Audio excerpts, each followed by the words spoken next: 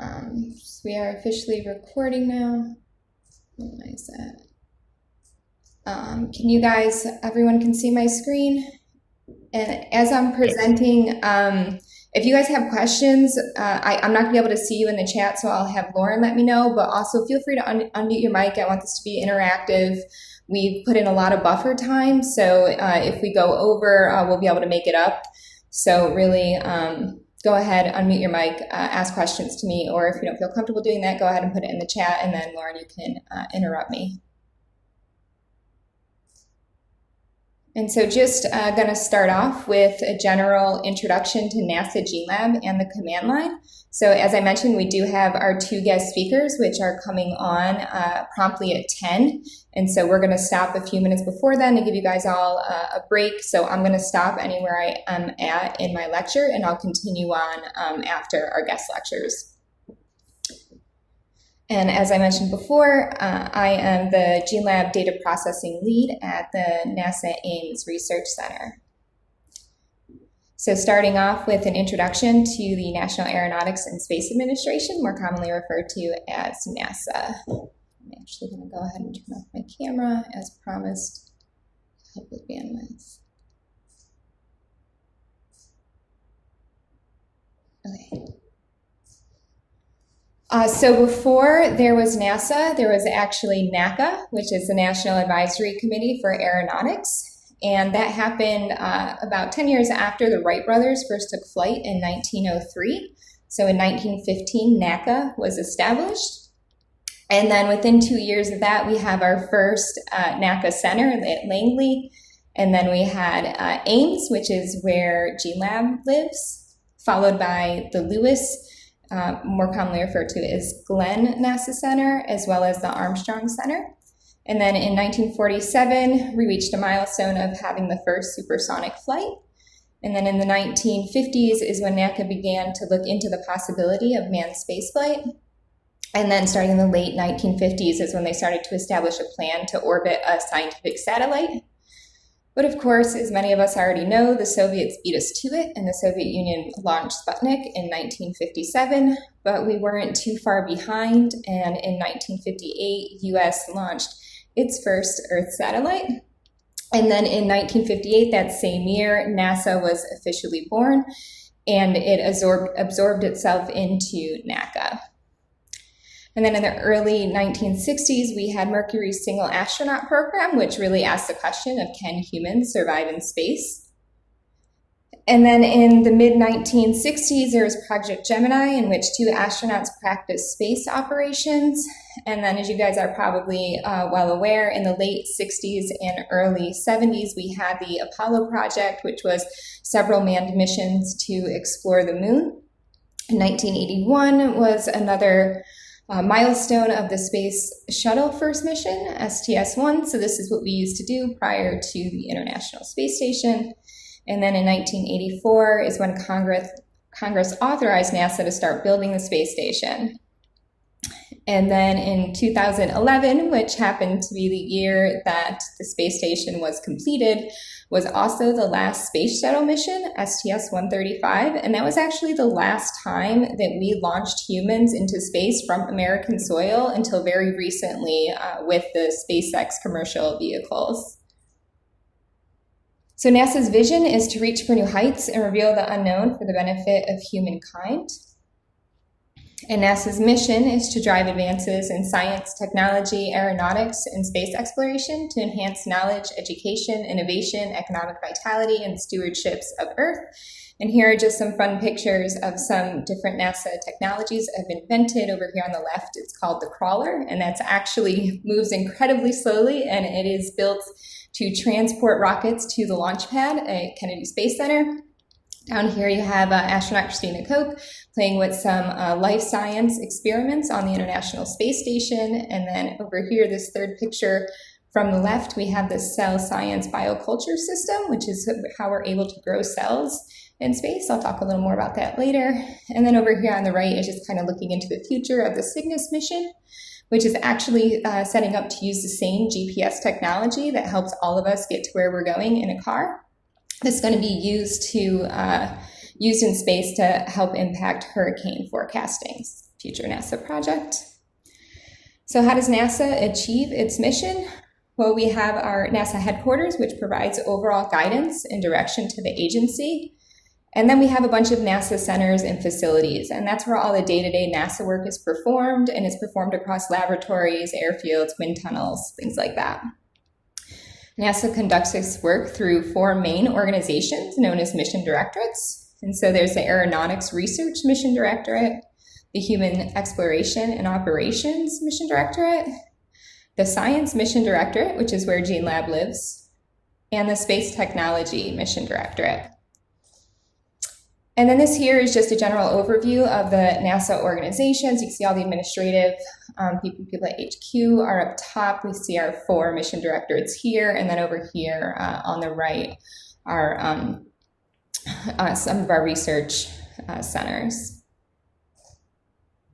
So NASA leadership has recently changed. So there's new leadership with each administration. So when the Biden-Harris administration took hold, they appointed a new administrator, Bill Nelson. And Bill Nelson was actually sworn in as the 14th NASA administrator just last month on May 3rd, and tasked with carrying out, of course, the Biden-Harris administration's vision for the agency. Nelson previously served in the U.S. Senate for 18 years from Florida and he was also a payload specialist, on shuttle mission 61C back in 1986, and I have a link there to Bill Nelson's full bio. And actually, the deputy administrator position is currently vacant. However, Pamela Mallory was recently nominated and just went through questioning in Congress. And if she is confirmed in this appointment, she will be the first female to hold a leadership position at NASA in its 62 years of existence. So fingers crossed our nomination goes through. She's one of only 2 women to command a space shuttle. She logged more than 38 days in space, and all 3 of her missions were to help build the International Space Station. After serving over 20 years in the Air Force and as a NASA astronaut, she went on to take on a number of leadership roles, both in different government sectors as well as in the private sectors, such as Lockheed Martin, and I also have a link to her full biography here. So just to give you guys a little idea of where NASA centers and facilities are located, here's a map of all the NASA centers and facilities. So as you can see, we're up here in the Northeast, and then we're kind of all along the South and over here on the West in California. And this is a breakdown of all the NASA centers and facilities with pictures of their welcome signs at each one. And then NASA actually has a rich history department. And so if you want to learn more about the history of any one of these centers or anything about NASA, you can go to history.nasa.gov and learn more about it. And just because ever since I started working at NASA, I continuously get this question from people is, why are we putting so much money into exploring space when we have so many problems here on Earth? And so I just want to, first of all, let you guys know that the NASA budget isn't quite as big as most people think. We're at right around $1 billion. That's billion with a B, so far from the trillion mark. So it's really an incredibly small percentage of the GDP. And with that small amount of money, and of course in collaboration with private partners, we have been able to provide a lot of services that are beneficial to us here on Earth and things that we use every day. So such as TV satellites, medical imaging, ear thermometers, smoke detectors. The list continues on. So a lot of the technologies that we might have developed or used in the context of space exploration or in aeronautics can be applied to a lot of things in our everyday life. So it's definitely worth taxpayer dollars. So what's in store for NASA? What's coming up on the horizon? Well, NASA plans to extend and sustain human activities across the solar system, expand scientific understanding of Earth and the universe that we all live on, create the innovative new space technologies for our exploration, for science, and also for our economic future. NASA also plans to advance aeronautics research for societal benefits. We'll hear a little bit about that from our guest lecturers today. And to enable program and institutional capabilities to conduct NASA's aeronautics and space activities. And then, of course, one of the reasons that I'm able to host this boot camp along with Lauren is that NASA one of NASA's goals is to share NASA with the public, including educators, students, and to be able to provide opportunities to participate in our mission and foster innovation and contribute to the strong national economy. So, of course, in order for NASA to achieve all this, one huge focal point of NASA is going to have to be the sciences and science research. So let me jump right into the Science Mission Directorate, which is where GeneLab lives. And so this is just a brief overview of the Science Mission Directorate and some of the technologies and achievements over the past several years, decades, I should say. And then just to break this down a little further, so NASA science includes Earth science, so the study of our home planet, planetary science in general, so the study of the origin and history of the solar system and planets outside of ours. Also astrophysics, so the study of the origin, structure, evolution, and destiny of our universe, as well as heliophysics, which is the study of the sun and its effects on the solar system. But of course, my favorite science that NASA does is the life sciences. And this is just a brief timeline to show you some of the major advances in technology and how NASA life science research played into it. This is brought to us by Liz Blaber, a former NASA PI. And as you can see here, there are just some major events. So of course, we have the shuttle missions here. In 2011, we had the space station, which allowed us to conduct more life research for extended periods of time. And we, of course, plan to continue life sciences research as we go deeper and deeper into space in the future. So what has over 50 years of life science in the context of space taught us? Well, it's pretty much taught us that exposure to spaceflight changes all of our systems that we've studied. So it changes the musculoskeletal system. I'm sure you guys heard about astronauts having muscle atrophy or bone density loss, leading to the precursors of osteoporosis and osteoarthritis. We see changes in the cardiovascular system. Some of those may be indicative of cardiovascular diseases and anemia. We see changes in the lymphatic system, so our lymphatic pumps that we use to pump fluids throughout our body are affected by the space environment. Our central nervous system is impacted by the space environment, so we see episodes of memory loss in astronauts as well as retinal edema and pressure behind the eyes. You see changes to our reproductive system, so sperm motility is actually reduced in the space environment, and we see evidences of infertility and also hormone imbalances in space. We see effects to the digestive system as well. So we see evidence of liver fibrosis, IBS, and of course changes to our microbiome. Animals are not the only things affected by the space environment. So we also see that exposure to spaceflight changes plant physiology as well. So up here on top on the left in panel A, what you see are plants being grown in a petri dish, and outlined are the roots from each one of these plants. And this on the right, or on the left, in panel A is our ground control. So all these plants are being grown here on Earth. And on the right in panel B, what you see are those same plants, but they're being grown on the International Space Station. And if you see the traces of all their roots and their root growth, you'll notice that the roots are kind of growing a little bit out of whack here as a result of spaceflight. And then as you zoom in, as we see here on the bottom, ground control on the left, flight on the right. In the picture on the bottom left, picture on the bottom right, we have flight on top and ground control on the bottom. And what you could see is all the different tissue layers within the root are affected by the spaceflight environment. So it's really important that we study and we learn and we get more of a handle on just how the space environment is affecting terrestrial biology. And so NASA's approach to that was to develop the Space Biology Program.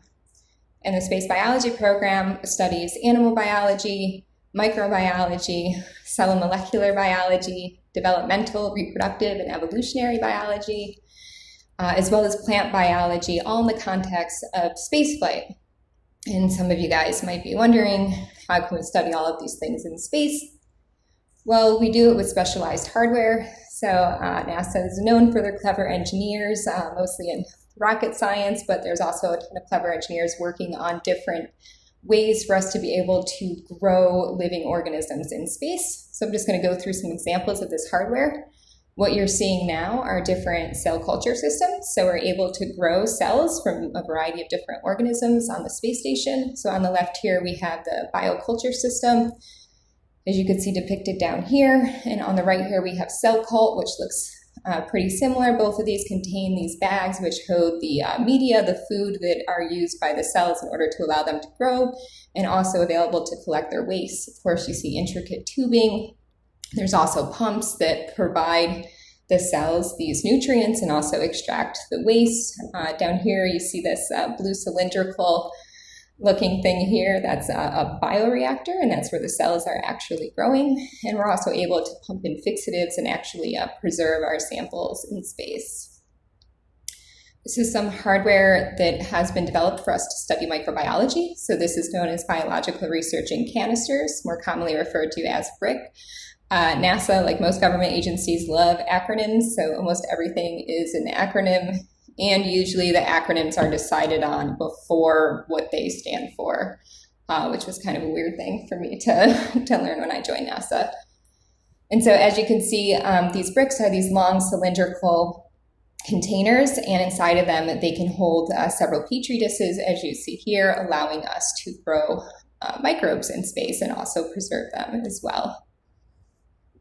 Moving up the evolutionary chain, we have hardware that allows us to grow smaller animals in space.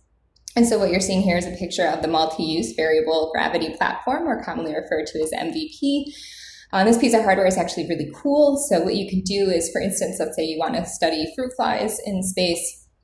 We have these little cylindrical canisters where you can grow, where you can load up some eggs of the fruit flies, and then you could launch that into space, and then you have the astronauts kind of rotate this canister, releasing those hatchlings into a chamber. And then inside that chamber, it's equipped with light, it's equipped with a video camera, and then this, of course, is hooked up to a life support system, so humidity, temperature, CO2 levels are all controlled. And you can actually record how the fruit flies in this example behave in the space environment. The other really cool thing about this is, especially with something like fruit flies and other smaller animals like C. elegans, we can actually study multi-generations. And so the fruit flies, we can release the initial generation into this chamber here.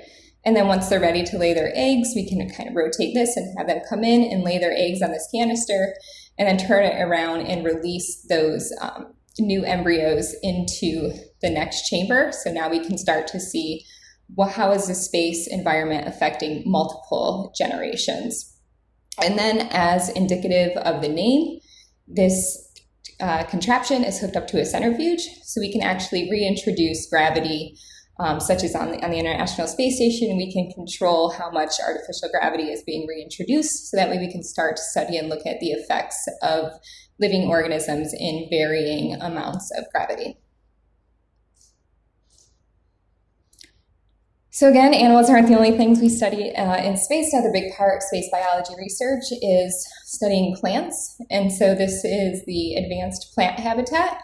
And I should mention that every spaceflight study, because this hardware is so unique, and of course, hardware, the environment in which we are, affects how we grow and how we develop. And so to make sure that we are controlling for that for every spaceflight mission of the life sciences, we have a respective ground control group, which is kept here on Earth in the same exact equipment that is used to grow those organisms in space. So over here on the left, you're looking at a ground unit of the advanced plant habitat. And over here on the right, you're looking at that same unit, but the one that was equipped for spaceflight.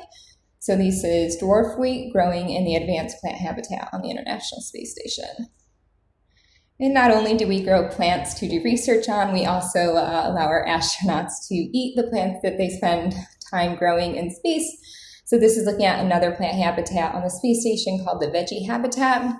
And as you can see, some of the astronauts are enjoying some of the lettuce that they grew in space in the veggie habitat. And then lastly, for larger organisms, we have here the rodent research hardware. So this hardware was designed for us to allow larger animals such as rodents, so mice and rats, to live on the space station. Over here on the right is the rodent research habitat. So the animals actually live inside this cage here. And of course, we don't want the animals getting to the space station and the astronauts opening up these habitats and having mice float all over the space station. And so they have the animal access unit and over here on the left, and this actually latches on perfectly onto the rodent research habitat, and then through these armholes that you see on the access unit, the astronauts can actually stick their arms in there, of course, always gloved, to be able to actually access the animals inside the habitat. And then this is just a closer look at what the inside of that habitat looks like, these pictures down here on the bottom. So you see the space, and this is equipped to allow up to 10 mice to live in here, and you can have that divider in there or not.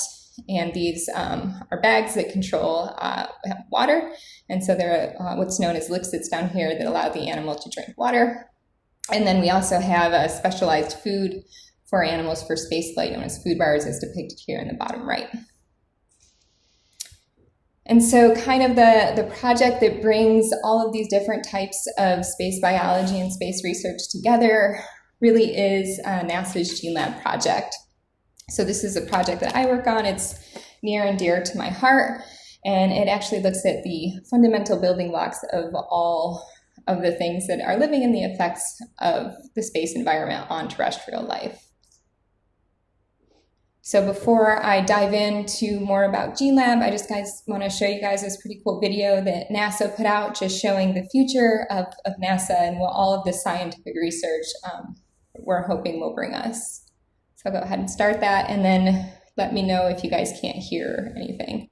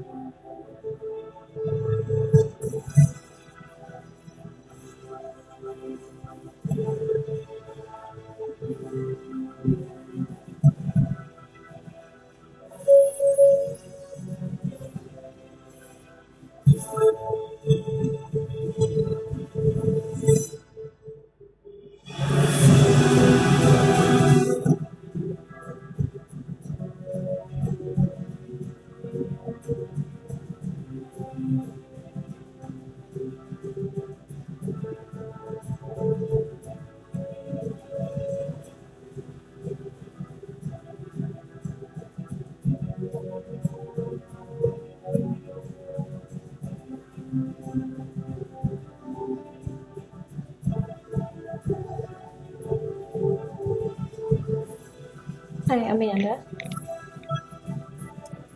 The audio is pretty choppy for the video.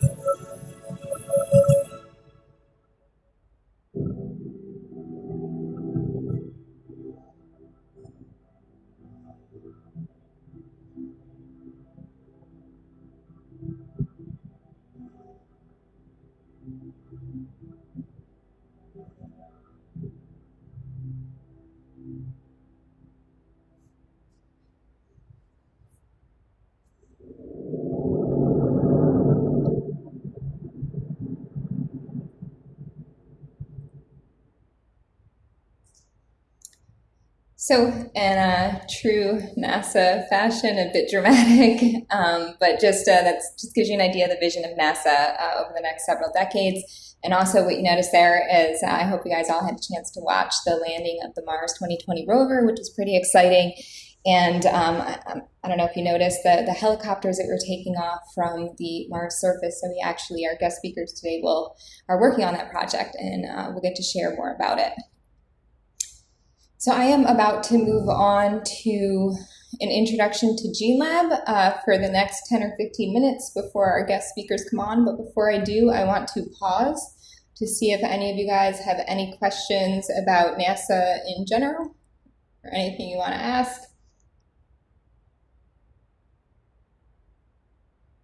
Hi, I had a quick biology question, actually. There was a very scary slide that you showed on all the bad things that happen in space. How long can you stay in space before you self-destruct? And do you start getting better once you come back? Uh, in response to your first question, we have no idea. So that's kind of one of the reasons that space biology exists and why we're continuing to do this research is to learn more and more about it. And I know it was a list of a lot of scary things, but a lot of these things we kind of know. So for instance, just looking at muscular atrophy and bone density loss, there has some very clever engineers have developed a suite of instruments that allow the astronauts to experience resistance to their muscles. And so they have actually a very rigorous exercise regimen that they have when they're on the International Space Station. I believe it's about 2 hours every single day. They have to exercise and provide the resistance to their muscles and bones, which helps offset a lot of that muscular atrophy and bone density loss that they experience. So this is kind of the whole point of the space biology program, is to learn more about what are these risks, so that way we can start developing mitigation strategies to kind of counteract them, so that we can live longer and longer in space. So the longest total was astronaut Scott Kelly. I guess I should say the longest consecutive, not total, was astronaut Scott Kelly, and he was in space for just under a full year. And when he got back, I don't know if you've read his book. He has a book out called Endurance. I personally haven't read it, but I've heard a lot about it. And he gets it's basically like his diary on the space station. So he's very honest and brutal about what life is like in space and what it was like when he got back. And so most astronauts, when they return, it takes them a while to get used to like walking and moving. And because they were on the space station, which is actually, so unlike here on Earth, where we're exposed to all the microbes that evolution has given us, on the space station, the astronauts are only exposed to the microbes that are brought with them. And so because of that, there's actually a reduction in the immune response, because they're just not constantly combating all the microbes that we experience here on Earth. So when they get back, it's like a shock to their immune system. And so what you'll hear a lot of the astronauts complain about is they'll break out in rashes and kind of feel itchy or off. Another thing on the space station is astronauts get what's known as space brain. So our heart, of course, was evolved to pump to resist gravity when it's going upwards from the heart. So of course, as our heart is pumping blood to our brains, it is pumping harder than it is when it pumps to our feet, because it has the assistance of gravity here on Earth. Well, in space, our heart is still pumping the same way. And so what happens is you get an increased blood flow to the head. So I was actually giving a talk to some sixth graders the other day, and they kind of mentioned, oh, is that why astronauts' faces always look puffy? And in fact, it is. So there is a fluid shift to the brain. And so astronauts will complain about space brain and feeling a little hazy and a little dizzy. And also there's increased carbon dioxide on the space station compared to here on Earth. But to answer your subsequent question, that despite kind of these interactions and stuff and feeling off upon return to Earth, a lot of the astronauts will eventually start to recover a lot of things. One thing that we do notice, though, is that astronauts tend to come back with blurred vision, and this affects male astronauts more than female astronauts. And sometimes they don't fully recover their vision, and they'll have to wear corrective lenses or something like that. Anybody else have any other questions about NASA before I get started on GeneLab stuff? Hi. So I think like most people here, when we think of NASA, we got the impression that NASA just builds rockets to go into space, and I wasn't aware about all the other sciences that they do. So my question is, does NASA give the same amount of attention and funding to the other subfields of sciences as they do to like building rockets? So Or is it just like a subfield to the whole space thing? Sure. So I'm actually glad you brought that up because I too actually was largely unaware of all the other science that went on at NASA. And when I saw this job on ZipRecruiter, actually, I was like, what? NASA's doing mouse research? Like, when does that happen? So yeah, it turns out that there is a ton of different types of research that goes on at NASA in terms of their budget. So there is put forth a certain set of money for each mission directorate, which is fairly balanced to my knowledge. And then what happens is that people will propose projects that are supposed to be in line with the NASA mission, and then they'll propose a budget for those projects. And then that budget and the project and the importance of the project in NASA achieving its mission will be weighted when awarding the funding. And then there's also, as I had mentioned before, we have a lot of private partnerships, right? So of course, SpaceX and Blue Origin and Boeing, they do a lot of work in terms of building spacecrafts and stuff like that. So a lot of that is funded partially through NASA grants, partially through their own private funding avenues. Good question. Phil, you had your hand raised? Yeah, just a quick comment. Am I unmuted? Yeah, here I am. So I find all this super interesting, but I want to point out to everybody that it goes a lot deeper than just super interesting background. We learned that in 1947, the sound barrier was broken, and that was done by Chuck Yeager. And why was he able to do it? What was his secret when so many dozens of test pilots had tried and died before that?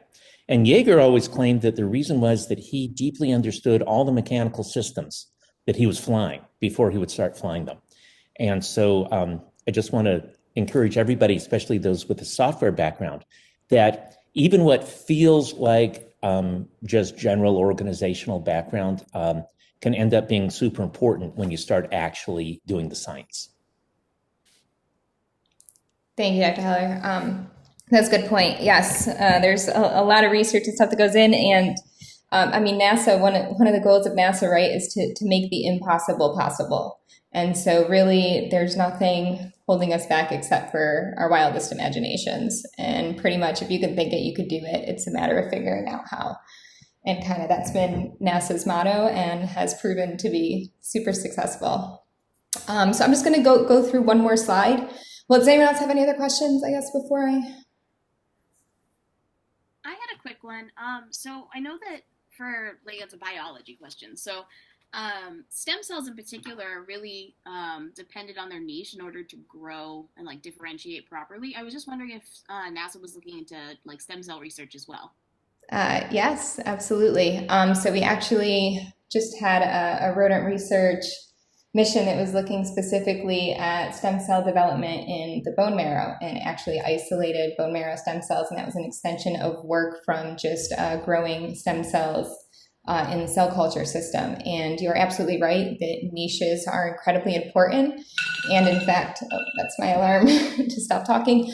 And in fact, that was kind of one interesting thing about the cell culture project.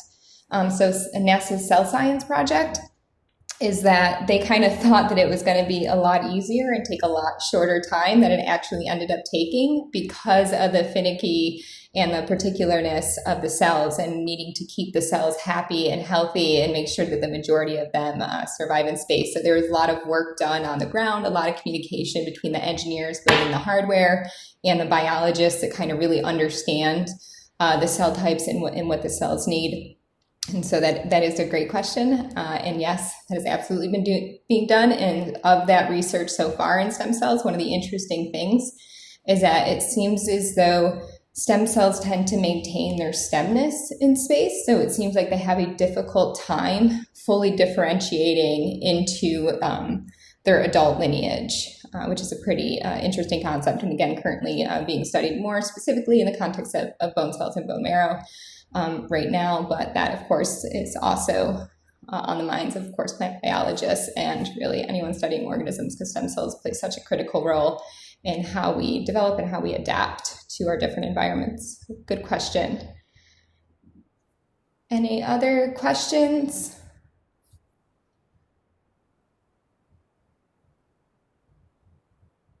Okay.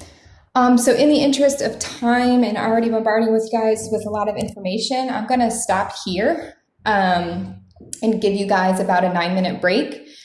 And so I am going to ask, turn my camera back on. I'm going to ask that all of you guys go ahead, take a break, bathroom break, bio break, go grab coffee, water, whatever you need. Just make sure that you're back here on this meeting by 10 o'clock because we're going to have two guest lecturers from different projects at NASA talk to all of you. And actually, one of them is a San Jose State alumni. So they're going to give a little bit about their background and their path to NASA, followed by some interesting stuff about the projects that they're working on. So enjoy your break, be back here in 8 minutes, and I will see you guys all at 10 a.m.